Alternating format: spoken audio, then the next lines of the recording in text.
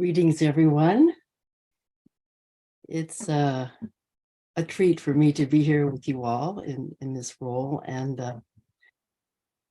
many of you know how much I love this Sangha. And so I have this nice feeling of being surrounded by friends.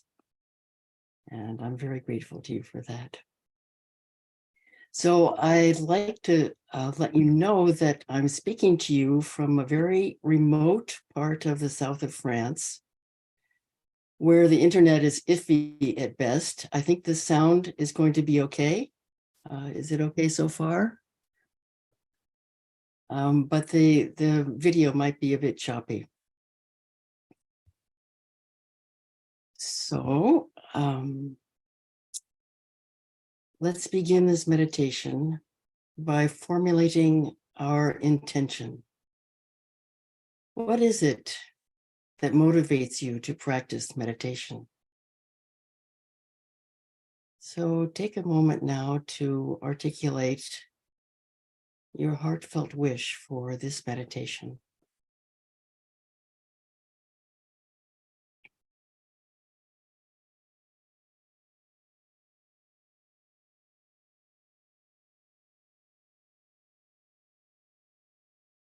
And now, assuming a meditation posture, whether you're sitting or lying down, find a position that allows you to have some stability and also ease.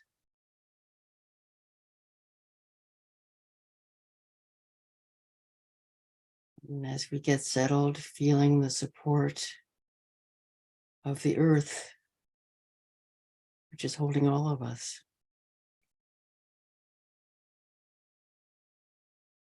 Aligning the spine, relaxing, softening the face, the shoulders, arms, the belly, the legs.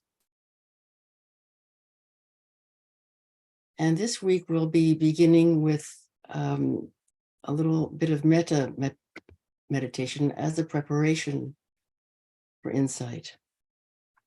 So the invitation is to bring to mind a benefactor, somebody who's always been a positive force for you. It could be a little child, a dear friend, maybe a pet, or a teacher, maybe even a teacher you've never met. And when you see this being, you feel nourished and glad.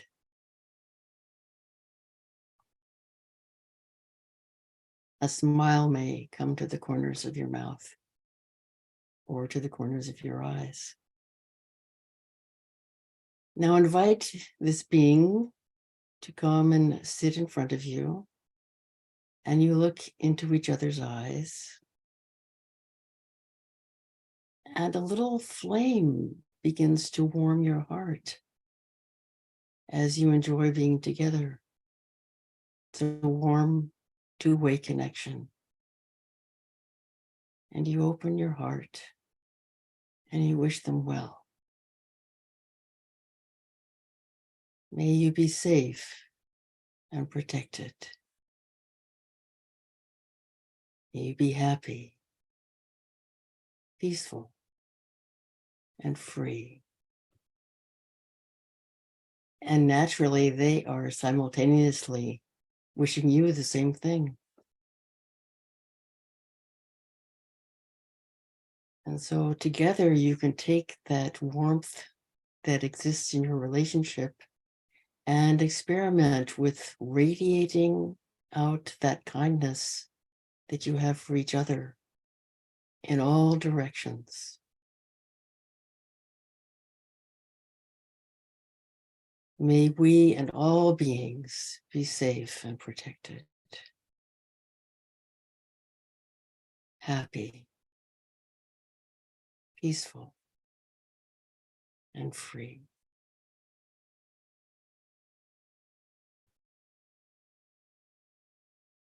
And you've created this warm, safe space with this benefactor. And if you like, now you can invite them to come and sit beside you for the rest of the meditation.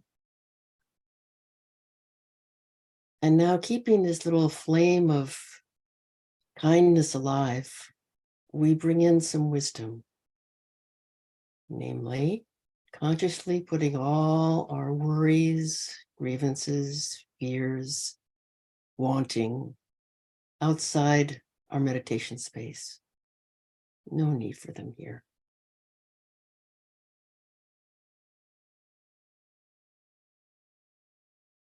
Perhaps closing the eyes, if that's comfortable.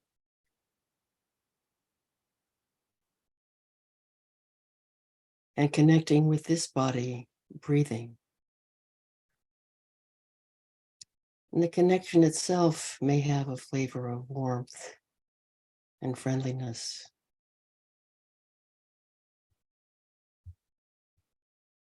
Breathing in silently, welcoming the present moment. Breathing out, trusting the present moment.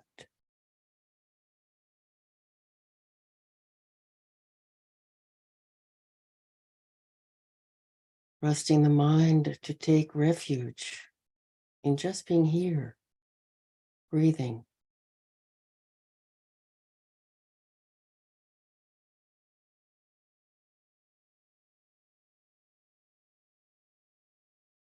Being here, breathing in and breathing out with a little flame of friendliness in our hearts.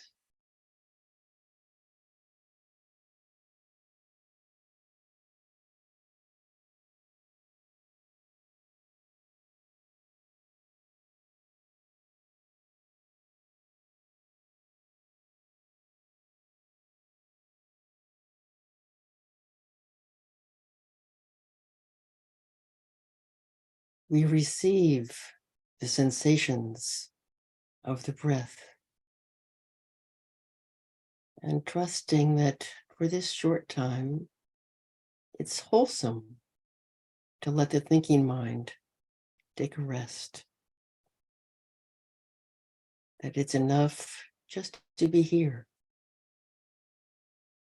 in the protective presence of this beautiful, far-flung Sangha.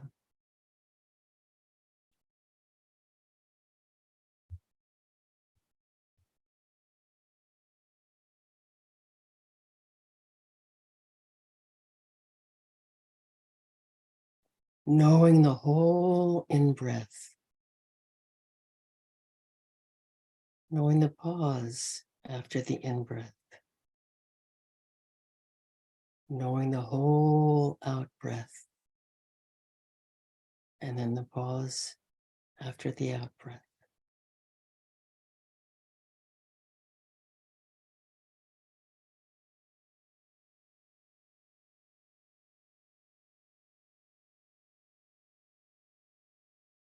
And this tender knowing of the cycle of the breath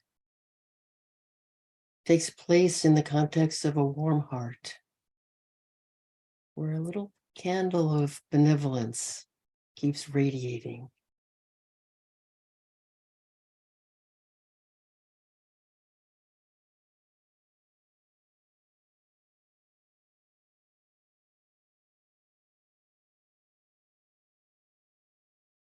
Breathing in, silently welcoming the present moment. Breathing out, trusting what arises in the present moment.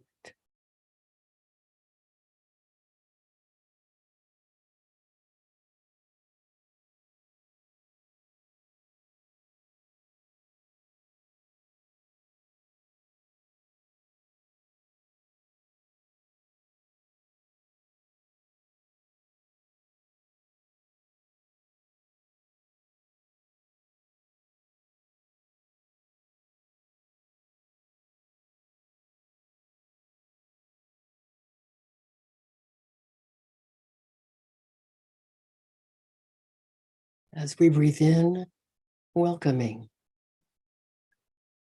As we breathe out, trusting.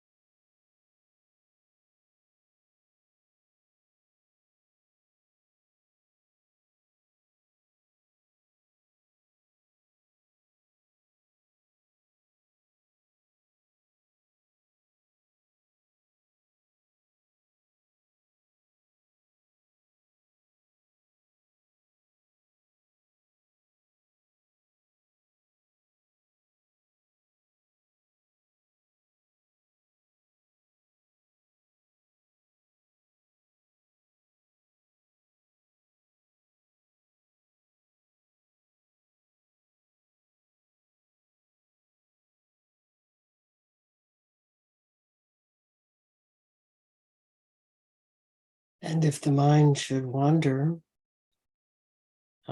here we go again. And with a smile, and the smile is very important, we come back to this body, breathing, and back to the warmth of breathing while radiating kindness as far as it wants to go.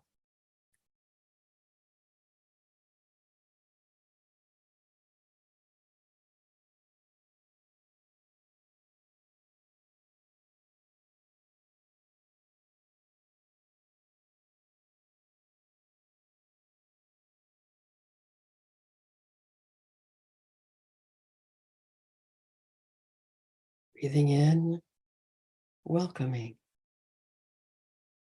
Breathing out, radiating kindness.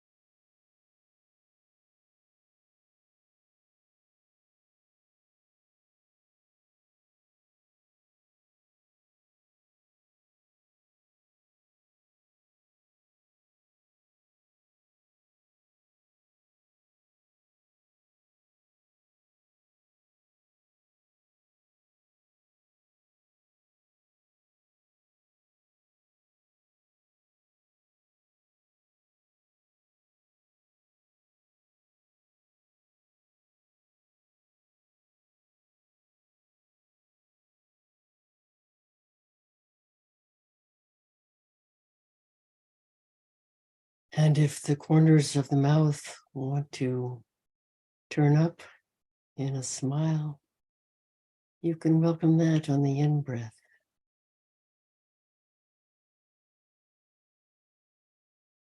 Radiating kindness from the heart on the exhale.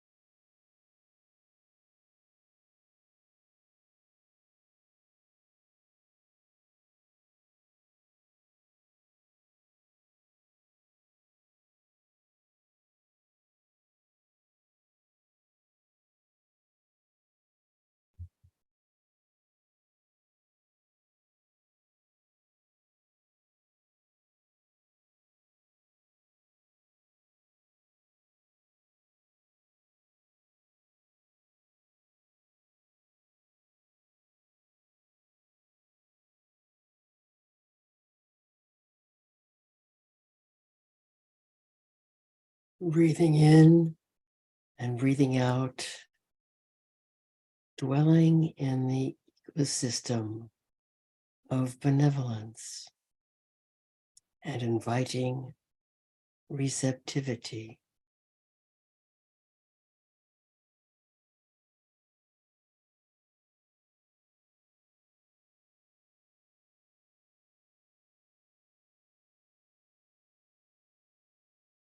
It's a joint project that we're doing together here, creating this ecosystem of benevolence.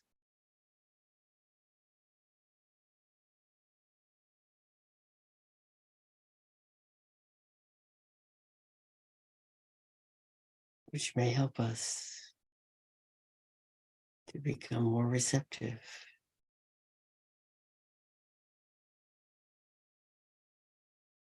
and at ease.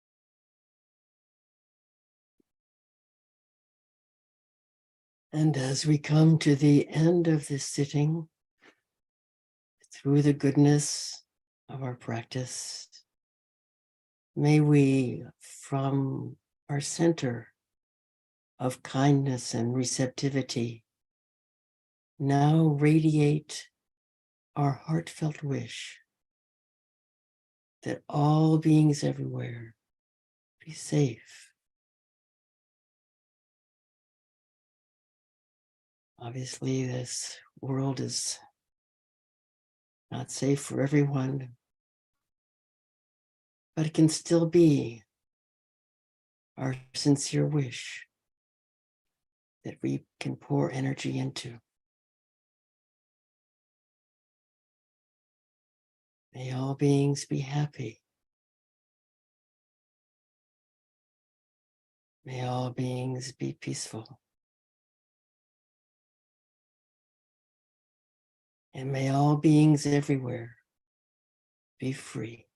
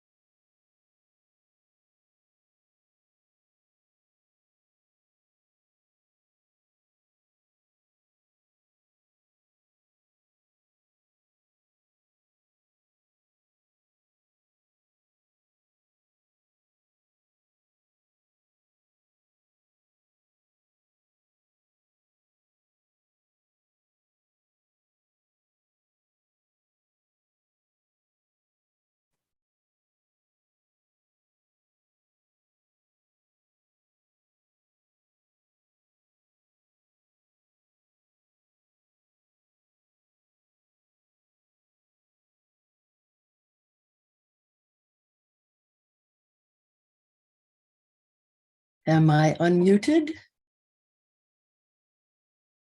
Can you hear me? Looks good. Okay. Sorry for the technical glitch. I'm being hosted at IMC, and I couldn't unmute myself to begin right on time. So apologies for that. But we'll be prepared for that tomorrow. So greetings, everyone. I'm really delighted to be here with you all. The theme for this week will be on opening what I'm calling the Dharma heart. And as many of you know, I'm a big fan of Gil Fronsdal's teachings. And so in the last series that he gave last year at the end of December, was called Ready to Change. He introduced us to 5 qualities from the Brahmayu Sutta, which is Majjhima Nikaya 91. And just to give you a little background, the Buddha, as you may know, was born into a culture that was dominated by Brahmanic religion, rules, caste distinctions. And in teaching something different, the Buddha was proposing something quite revolutionary. So often when you see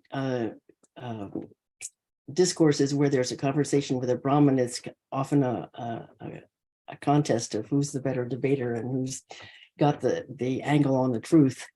But in this one, the Brahmin Brahmayu, who was 120 years old, and at the end of his life, he was the oldest, the wealthiest, and the most respected Brahmin in the land. And he became convinced that the Buddha was fully enlightened and was, as he said, the incomparable teacher of gods and humans. So when the Buddha came to his part of the land, the Brahmin Brahmayu came with his great retinue of disciples and bowed down to the Buddha and kissed his feet. And he asked the Buddha, how does one become an arahant? How does one attain completeness? How is one a silent sage? And how is one called a Buddha? So the Buddha gave Brahmayu what we call progressive instruction, starting with the importance of virtue and renunciation.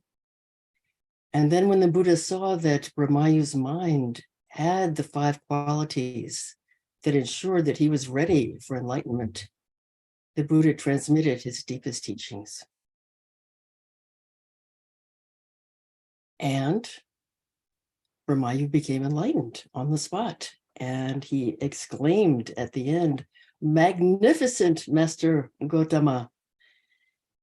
You have made the Dhamma clear, turning upright what had been overthrown, revealing what was hidden, showing the way to one who was lost, holding up a lamp in the dark. And then everybody was amazed that this, famous Brahmin went forth then as a lay disciple of the Buddha. So this week, I'd like to further explore these 5 wholesome qualities that prepare the mind for insight, for awakening, so that we can cultivate them. And the first of these qualities is in Pali called kala, and it has many different nuances in Pali. Gil translated it as being ready, receptive, and available. But the root of the word actually means accomplish. And the commentary on this discourse speaks of kala referring to someone with a sound mind. So it looks like having this quality of a mind that is kala means that one has done a sort of mental fitness training and is prepared to wake up. So earlier we began our meditation by articulating our deepest intention for what brings us to the meditation. And if we want to cultivate mental fitness, then intention is very important, because knowing what we're aiming for helps us keep our focus as we walk the path.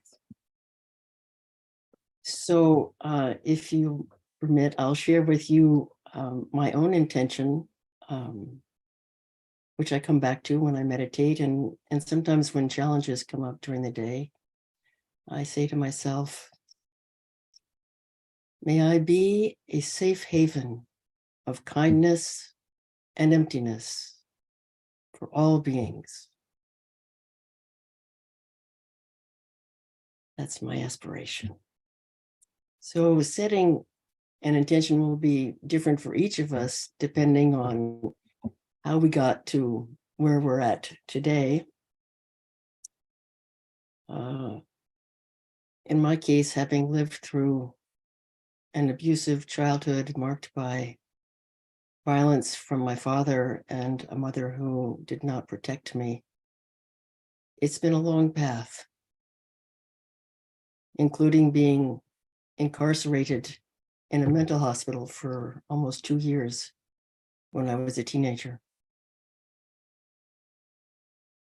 So for me, this sense of safety is paramount if I'm going to relax and let go in meditation instead of dwelling in the past or going off into the future.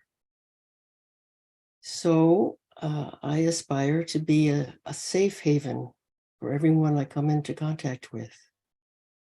And then the kindness and emptiness play the most important roles for me in becoming this safe haven. Kindness, because there's no situation where kindness towards others or towards oneself is not beneficial. And I guess it's maybe kind of hard to imagine emptiness as a foundation, but I do believe that it's emptiness, and perhaps this is ironic, it provides me the foundation that allows for being benevolent with others and with myself. Empty of me, myself, and mine. Empty of fixed ideas and wanting to be right or to be seen as accomplished. Because when the mind wanders away from the pristine simplicity of the present moment and spins off in thinking, who's at the center of all that? Well, it's the little me, the little girl who wants to be liked, who wants to be protected, maybe even loved. And there were people who hated the Buddha, but that didn't bother him in the slightest. The jealousy, the hatred, that was their problem. So how about if we had a mind that was empty of needing approval? Sound like a good deal?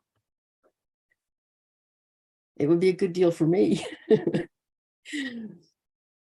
Because the mind is, if it's not full of all these self-referencing and fixed ideas, wonderful. A mind that, like the Buddha, can dwell in emptiness, allows us to greet everyone as a friend, including ourselves, to greet each moment as a friend. So I think mental fitness is being ready to receive. And if we're already full with lots of ideas, opinions, and a needy ego, there's not a lot of space to receive. So walking this path can be seen as a process of emptying, little by little, emptying the mind of everything that's unwholesome. The early texts talk about opening the Dharma eye, and this is what happened to Brahmayu. So what I'd like to suggest to you for this week is that we can prepare for the insight that is opening the Dharma eye by beginning to progressively open the Dharma heart. Daring to open our hearts and to let the Dharma take us where it will.